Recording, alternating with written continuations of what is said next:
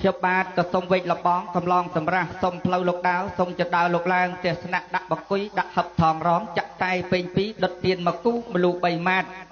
លើកដៃគ្រប់ប្រតិបត្តិបេបាទូចធំតកោរិបងខ្នងបន្ទប់ទុកប្រក់អង្គុយទាំងអស់ខ្ញុំបាទក៏សូមនិយាយជើងការជាមួយលោកបេបាបានដែរឬទេទៀនបើសិនបានសូមទៀនមានប្រសាសន៍សូមទៀនប្រុសទៀនជ្រាបអីទេបើសិនជាអ្នកឯងចង់មានពាក្យពេចន៍អ្វីបុហាស័ព្ទសម្រាប់យើងជាវិបាធំយើងចាំស្ដាប់ណាមានប្រសាសន៍បន្តទៀតទៅណាអរគុណណាស់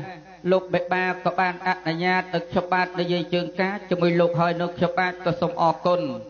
មុននឹងខ្ញុំបាទនិយាយជាអ្នកផ្លូវចៅមហាខ្ញុំបាទក៏សូមគោរពខន្តីអំពីតោះអំពីសំណាក់សម័យស្រីបកត9សម័យខ្លួនទាំងពីរវត្តមានភយុកិត្តិយសទាំងអស់ឪពុកមាម្ដាយមីងសាច់សាលហិតទាំងខាងគូប្រុសខាងគូស្រី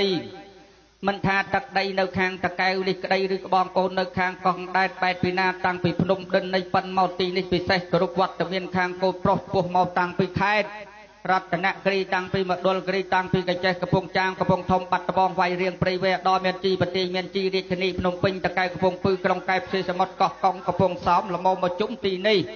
ពិសេសបើសិនការនិយាយស្ដីទៅហើយតែងតែមានការខ្វះខាតលុះជ្រុលជ្រោះនៅពោះពាក្យសម្ដីប្រការណាមួយដែលមិនសមរម្យខ្ញុំបាទក៏សូមគ្រប់ខន្តីអភិទោសផងដែរអត់អីទេនិយាយទៅព្រោះត្បិតអីខាលោកបេបាទំនៀមតាមស្រុកហើយទម្លាប់តាមភូមិទំនៀមទម្លាប់ប្រពៃណីខ្មែរយើងកន្លែងខ្លះគេធ្វើអញ្ចេះកន្លែងខ្លះគេធ្វើចុះបើខុសឆ្គងកន្លែងណាសូមខន្តីអភិទោសឲ្យគោរពទៅដល់អាជ្ញាធរដែនដីគ្រប់ជាន់ថ្នាក់តែម្ដង